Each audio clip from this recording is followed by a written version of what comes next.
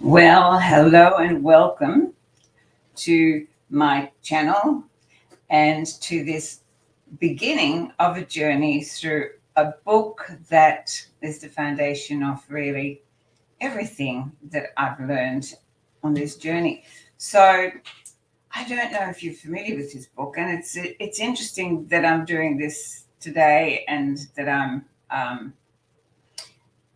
being guided to make it a reading because it's not something that I've done before to read a book on live or on what do you call it, a YouTube channel. But I used to run a book club for many years, and so the books have been my dearest friends.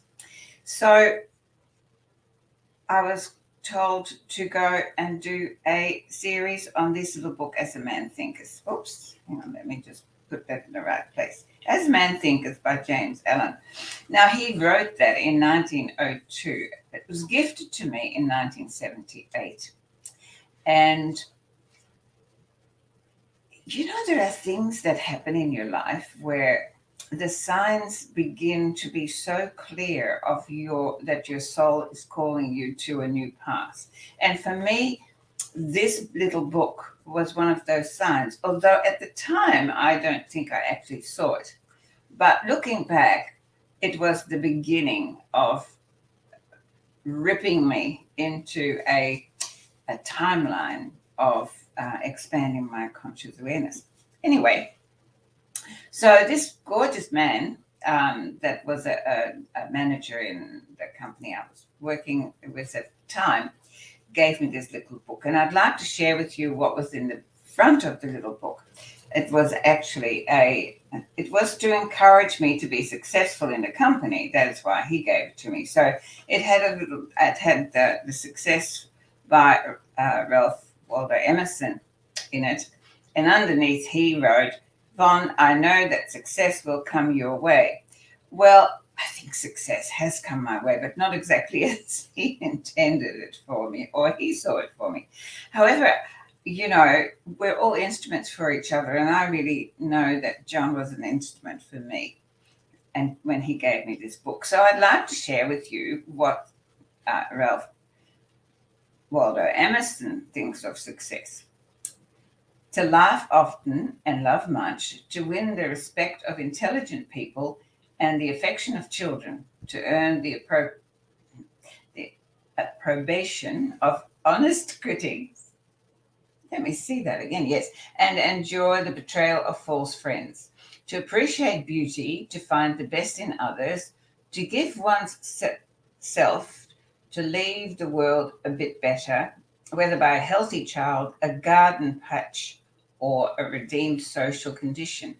To have played and laughed with enthusiasm and sung with exultation, and to know even one life has breathed easier because you have lived. This is to have succeeded. And that just puts such a different perspective on success, doesn't it? Because we're so programmed and trained that success is measured by our status in life, or how much money we have in the bank, or or how well we're doing with what X, Y, Z.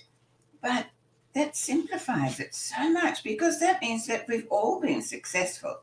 I don't think any one of you who is listening to this today hasn't done all of those things. You have, laughed often, loved much. You have, you've played with children. You've got a garden patch. Just little things. It's little things that make us successful in life. I've got a big crow outside who's definitely agreeing with me, because he's just going, yay, yay, yay. I don't know if you can hear him. So I'd like to just read some of the book, and then, I'll talk about it as I go. So it all begins with this. As a Man Thinketh by James Allen. Mind is the master power that molds and makes, and man is mind, and evermore he takes the tool of thought and shapes what he wills, brings forth 1,000 joys, 1,000 ills. He thinks in secret, and it comes to pass. Environment is just his looking glass. How powerful that one paragraph is. When you look at that, mind is the master power that molds and makes.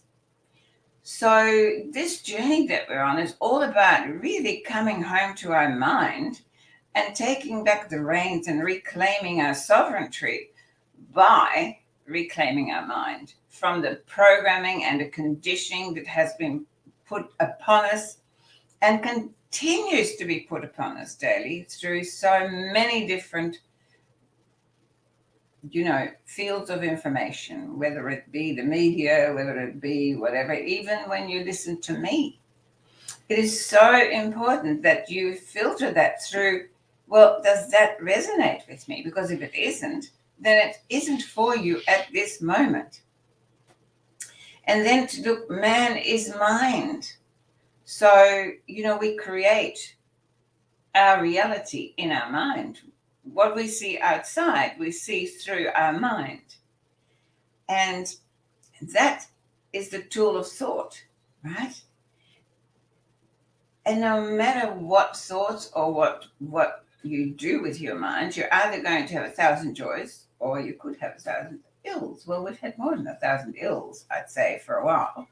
So it's time for 1,000 joys, I'd say. And he thinks in secret.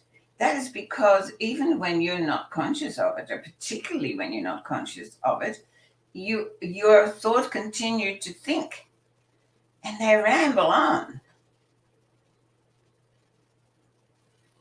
At least 60,000 thoughts a day are rambling on in the background there. So that is the secret, because you are not aware of them.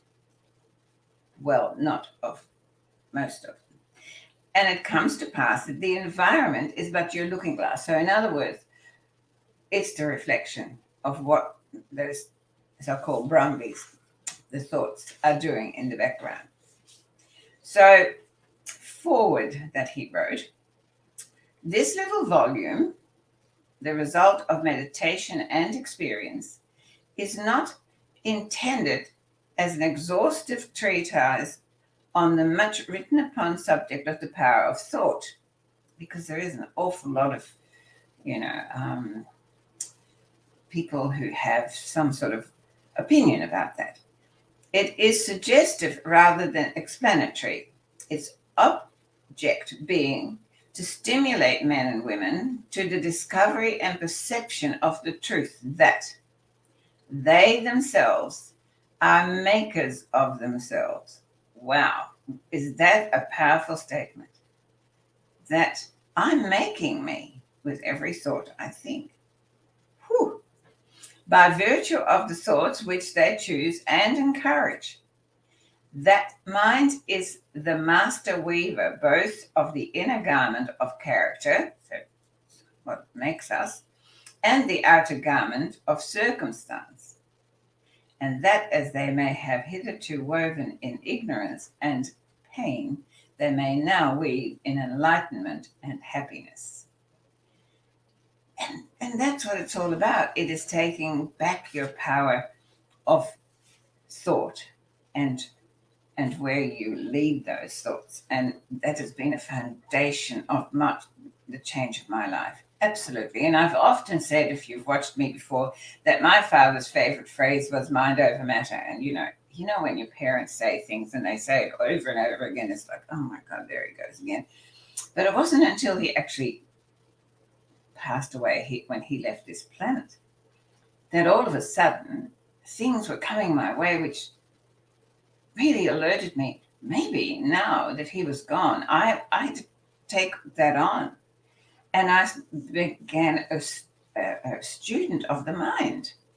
And I go, oh, maybe he wasn't, just saying that for no reason. I needed to hear it and hear it and hear it and hear it. And so that became something that drove me forward on my journey of lifting my state of consciousness out of the mire that, we're finding ourselves in. As a man thinketh, thought and character. So this is the first chapter. The aphorism, as a man thinketh in his heart, so is he, not only embraces the whole of a man's being, but it is so comprehensive as to reach out to every condition and circumstance of his life. A man is literally what he thinks, his character being the complete sum of all his thoughts. Now, look, I'm doing this book not so that suddenly you go, oh my goodness, look what I've been doing to myself. No, this is all about reclaiming ourselves. This is just another key to reclaiming our sovereignty. And when my team tells me, get this book, put it on screen, I'm going, okay, let's do it. Mostly because it's been such an incredible strength on my journey and continues to be a foundational truth. As the plant springs from and could not be without the seed, so every act of a man springs from the hidden seeds of thought and could not have appeared without them. This applies equally to those acts called spontaneous and unpremeditated, as to those which are deliberately executed. Nothing happens without a thought. And if you are, if you listened to some of the earlier videos that I've done, I think I did one with Sovereign and on, from Brave New Life a few weeks ago, and that was everything begins with thought. And so that really, this is a segue into that, or that was a segue into this. I'm not sure what that is, but they're very interrelated. So go back and watch that again.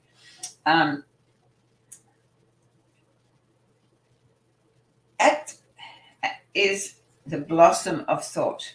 Okay, so we go on here. And joy and suffering are its fruits. Thus does a man gardener. So you've got to realize that this man, when I'm stuttering a bit, is because it's really old English. And so I've got to look at the words a couple of times going, what did he say? So here we go. Act is the blossom of thought, and joy and suffering are its fruits. Thus does a man garner in the sweet and bitter fruitage of his own husbandry. So whatever you're planting in your garden, with the thoughts, which are the seeds, you have to harvest, whether they are thoughts of joy or love, or there are thoughts of fear and struggle and suffering. They will bear fruit. This is what this whole book is about. It really brings us back to this innate knowing that we are nature. We're no different to the plants and the trees and the fruits that grow in our gardens, and are growing all around me, as you can tell. I have green wherever I go. Okay, here we go. Thought in the mind has made us what we are. So thought in the mind has made us. By thought was wrought and built. If a man's mind hath evil thoughts, pain comes on him, as comes the wheel, the ox behind. If one endure in purity of thought, joy follows him as his own shadow sure. Keep saying this. Whatever it is that you are in your circumstance, that comes from your original thoughts. But I really want to stress here, we are taught to think. Now that might really bring some clarity to you. We are taught to think. We are taught to think by the people that brought us up, because they are an expression of their thoughts and we follow them. We go to school and boy, are we taught to think there. Every original thought is completely obliterated, and thought of curriculum and what you have to know so that you get a tick and a good mark is all according to what you are being told you have to know. So you haven't got, until you really start to take stock of how you've been thinking, there's not much of an original thought left in our mind. Man is a growth by law.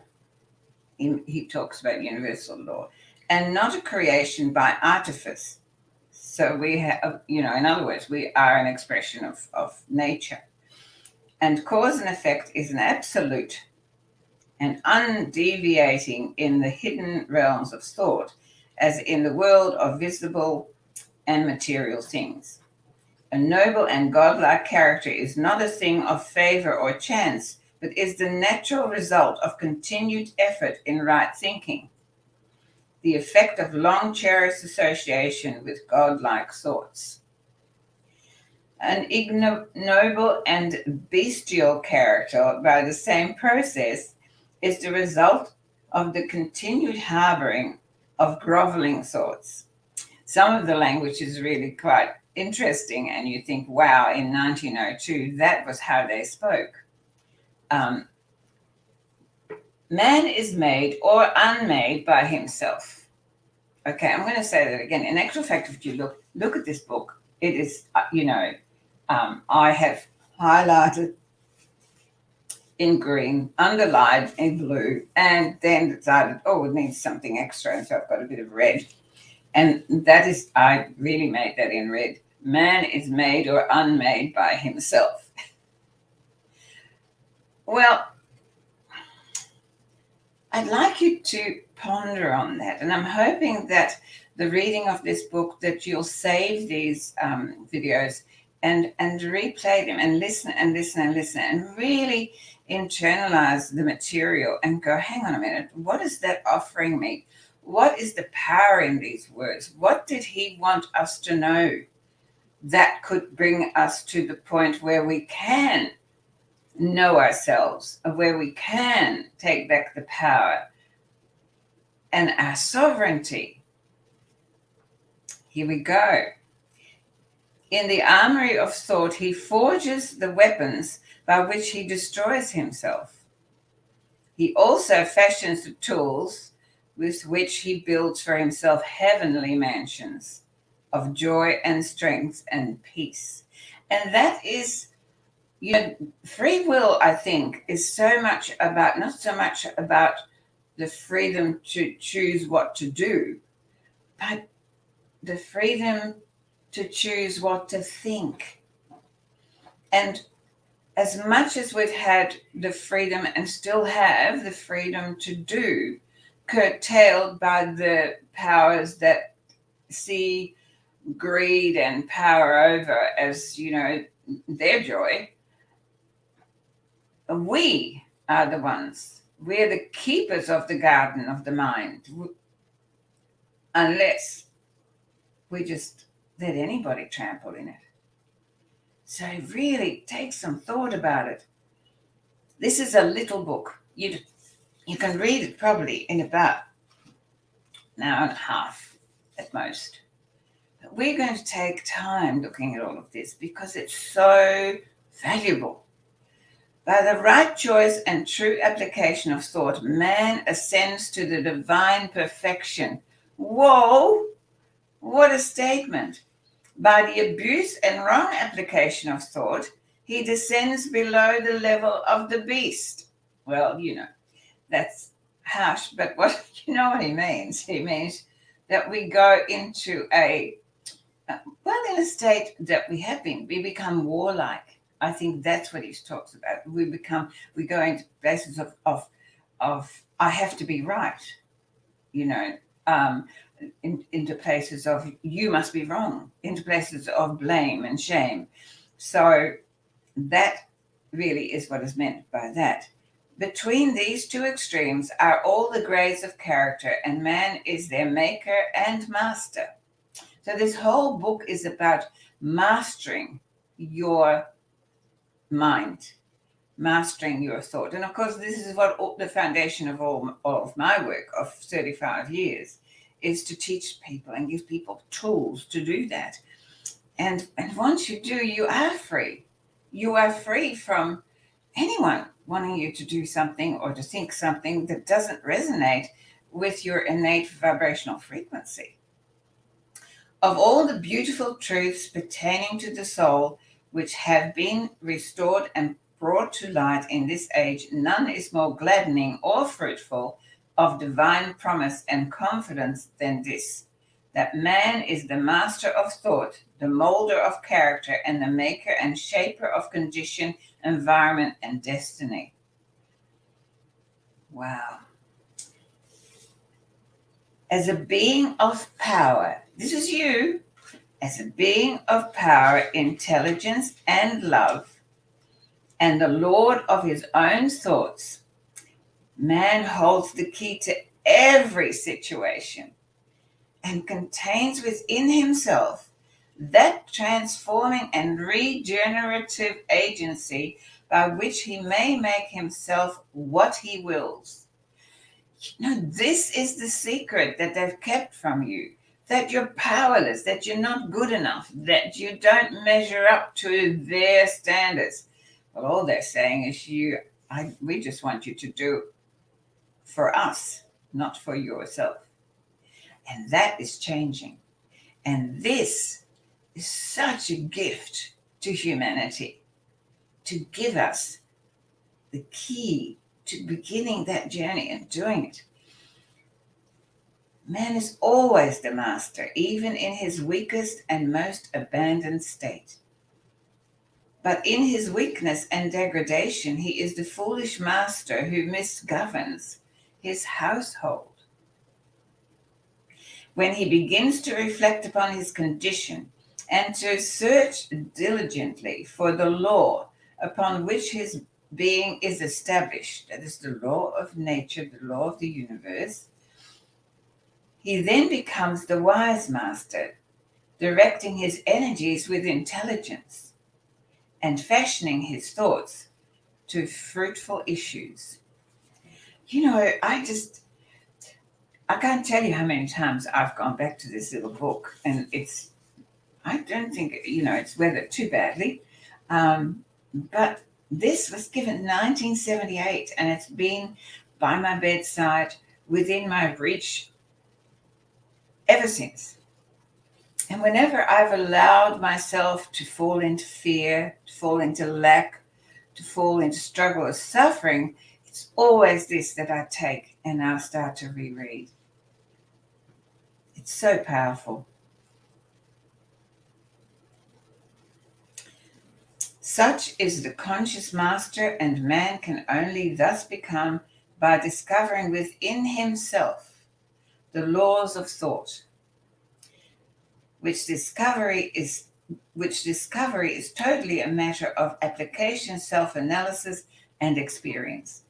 Only by much searching and mining are gold and diamonds obtained, and man can find every truth connected with his being, if he will dig deep into the mine of his soul. 1902, guys. You think that this is all new. Nuh-uh. And that he is the maker of his character, the molder of his life, and the builder of his destiny. When people have come to me for, private sessions, I've always said to them, when I look at you, I see a diamond. Everyone has a diamond inside. And my job is just to polish the facets with you. And so when he talks about gold and diamonds, we need to dig for them. Well, we're digging for the diamond inside of ourselves. Absolutely. If he will, I would say that if he will dig deep, right? It's so beautiful. He may unerringly prove if he will watch, control, and alter his thoughts, tracing their effects upon himself, upon others, and upon his life and circumstances, linking cause and effect by patient practice and investigation, and utilizing his every experience, even to the most trivial everyday occurrences, excuse me, as a means of obtaining that knowledge of himself, which is understanding, wisdom, and power. I'm losing my voice now.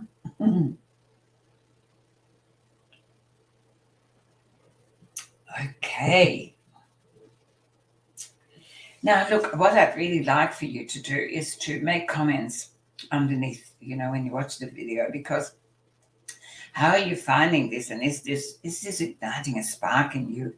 Um, and if you want this material, now you can just Google it, or I like to use Ecosia, of course, because they plant a tree every time you use that as a search engine. And you can get it on Kindle, or you can get the book's still available, but make sure it's the original copy because it's been messed about with. When we became gender specific, all of a sudden, they started calling it a man and a woman thinketh, but he's not talking about a man. He's talking about mankind. We have lost that word, I think. Yes. So you can also, I think, there are some people who've put PDFs on that you can download. And if none of that works, let me know, because I can let you have the material. But I really think, get the book, because it is just so amazing. And then you can do to that what I've done to it. And it'll be a friend forever. I can promise you that. Now, I've lost my spot. Okay. And I can't ask you. Oh, yes, there it is. In this direction, as in no other, is the law absolute, that he that seeketh findeth, and to him that knocketh it shall be opened. Heard that before. For only by patience, practice, and ceaseless importunity can a man enter the door of the temple of knowledge. So we've got to keep digging, and we've got to keep looking, and we've got to keep becoming more conscious.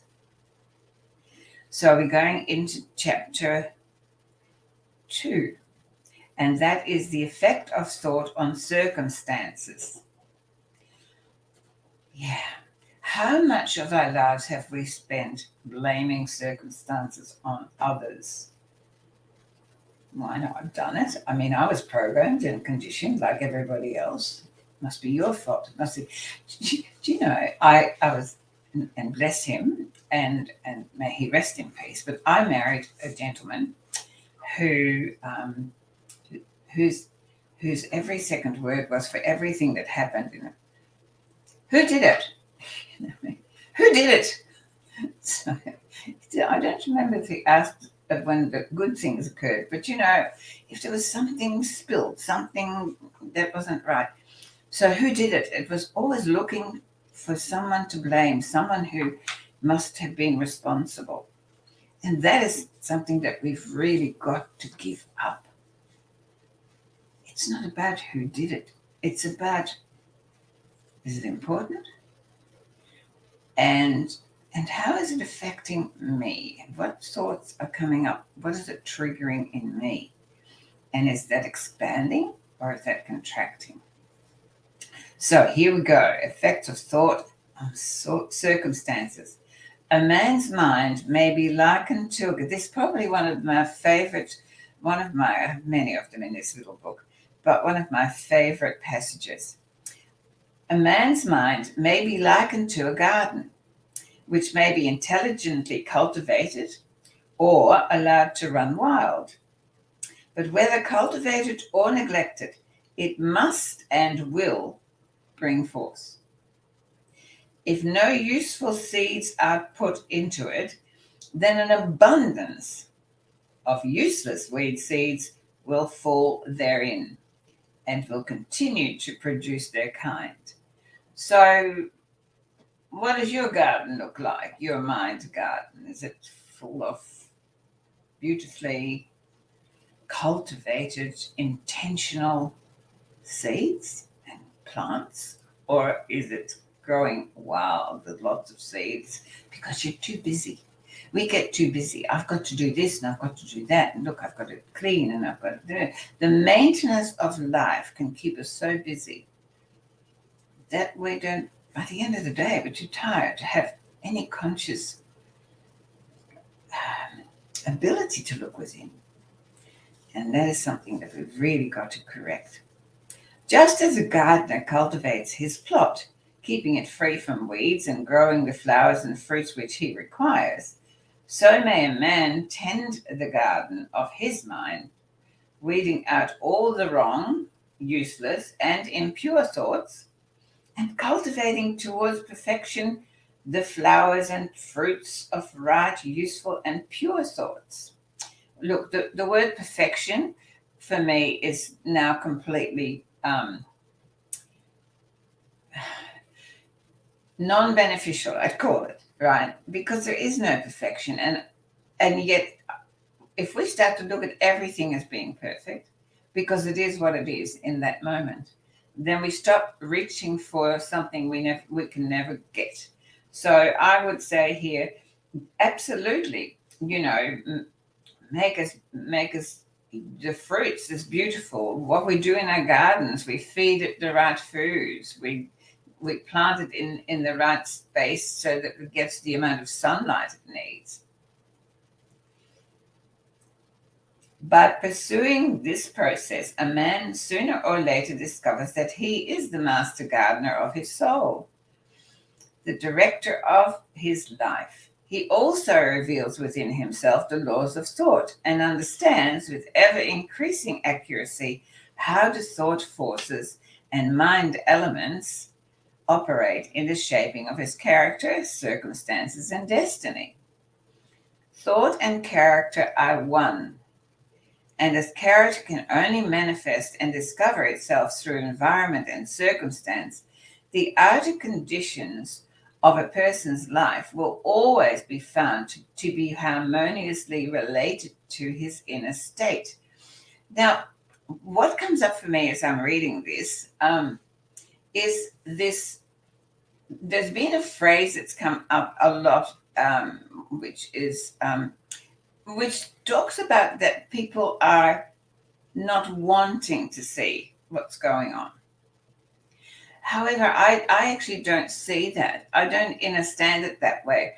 What I do feel is that people are innately good, for the want of a word, right? Innately kind, because mankind, that word kind is part of us.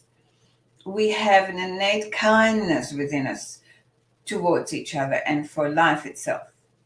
And so most people cannot see how dark and how beastly, as he would call it, some can be, some thoughts can be.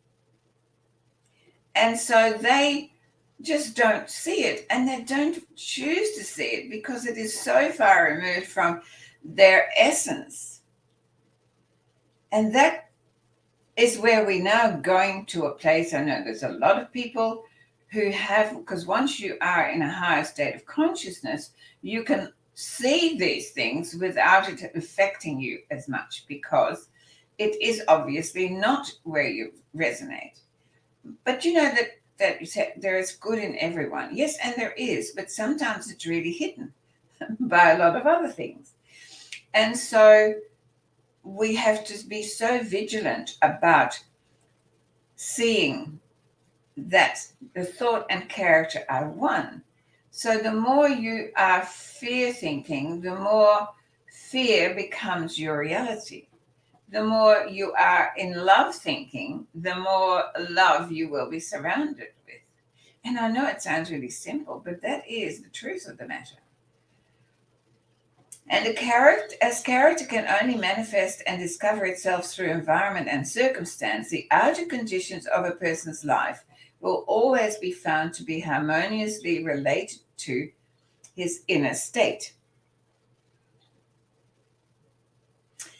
This does not mean that a man's circumstances at any given time are an indication of his entire character. No. But that those circumstances are so intimately connected with some vital thought element within himself that for the time being, they are indispensable to his development. Every man is where he is by the law of his being, The thoughts which he has built into his character have brought him there. And in the arrangement of his life, there is no element of chance, but all is the result of a law which cannot err. This is just as true of those who feel out of harmony with their surroundings as of those who are contented with them. As a progressive and evolving being, man is where he is, that he may learn, that he may grow. And as he learns the spiritual lesson which any circumstance contains for him, it passes away and gives place to other circumstances. And here's one more of these phrases. There, if it's in red, it's a biggie. Man is buffeted by circumstances so long as he believes himself to be the creature of outside conditions. But when he realizes that he is a creative power and that he may command the hidden soil and seeds of his being out of which circumstances grow, he then becomes the rightful master of himself, sovereign. I'm going to read that again because that is to me such a key. Man is buffeted by circumstances so buffeted by circumstances, that means you are feeling the outside situation. Like, for instance, the last 2.5 years, we were buffeted. Boy, were we buffeted by the circumstances. As long as he believes himself to be the creature of outside conditions. So as long as we believe that our life and the experiences in this life are determined by outside powers and outside circumstances, we will continue to be buffeted by whatever they serve us with. But when he realizes that he is a creative power, he, she, it, you know what I mean. He is a creative power, and that he may command the hidden soil and seeds of his being out of which circumstances grow. He then becomes the rightful master of himself. So sovereignty is only achieved through mastering the mind, mastering your thoughts, because your thoughts create your feelings. And therefore, whatever emotions, this is where we're going to go with this. Whatever feelings you have, we spend so much time on wanting to change the feelings. So when we're in fear, we feel certain things. And then we look and go, well, what happened to us that made us so fearful? But those days of, digging and delving and whatever, those days are gone. Time is speeding up. We haven't got the time, and it isn't necessary. Because the more consciously aware we become, the more capacity we have to be able to make smarter choices and to speed this up for ourselves. So when you understand the key teachings of this little book, then whatever feelings you have that are not in resonance of joy and love and inner peace and contentment and self-love, then examine the thoughts that you perpetuate in your mind about that. So let's look at maybe two things. The first thing is self-love. Over the years of working with thousands of people, one of the foundations that I always come back to is their lack of self-love. And it's perpetuated by the continuous judgment and self, criticism and the put downs, the inner thoughts that continue to roll around in the mind, that keeps that feeling of lack of self-love alive. So it feeds the seeds of weeds in your garden. So there is nothing that you need to change in the doing part, but there's everything that needs to change in the perpetuation of the thought forms in your mind that give you lack of self-love as a circumstance. Now, the second one that I want to mention, and that is lack. And mostly, I'm talking about financial lack. There are so many different lacks we can address. But I'd say that financial lack is certainly one of the ways that we've been controlled so much. And it comes back again. So look at your financial lack, if that's what you have, and then go within and go, well, what are the thoughts that I am perpetuating, either consciously or unconsciously, that I was programmed with?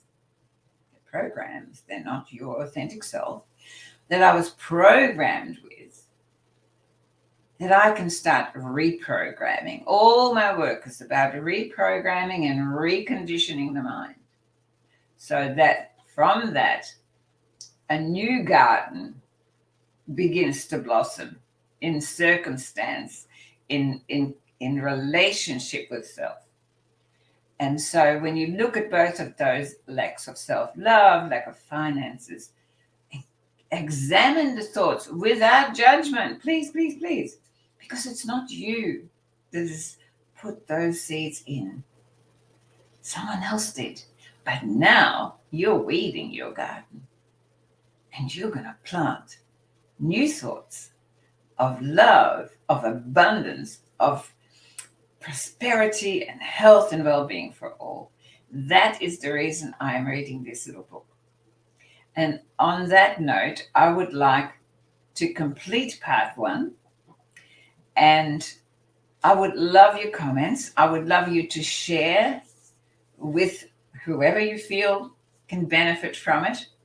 I am certainly loving, again, going into this book and sharing this with you, and sharing it with you also from the knowingness that it has been and continues to be one of my most prized little gems that walks beside me. And so it helps me to keep walking my walk. And I really would love it to do the same for you. So thank you for listening and watching. And I look forward to doing part 2. And if there is going to be a part 4, because it looks like it might be, because although it's a tiny little book, there, as you can tell, the material is amazing, then we will do that. And do you know what I love about that? Nothing is finite. Just everything's fluid. They said 3 parts. I'm saying, who knows? But this was part 1, and I've loved bringing it to you. I do hope that you've loved me bringing it to you, and that it will do something special for you. So, examine your garden and go and feed the soil, and let's plant some brilliant seeds together. So until next time, think good thoughts. Love yourself, love your life. Bye-bye.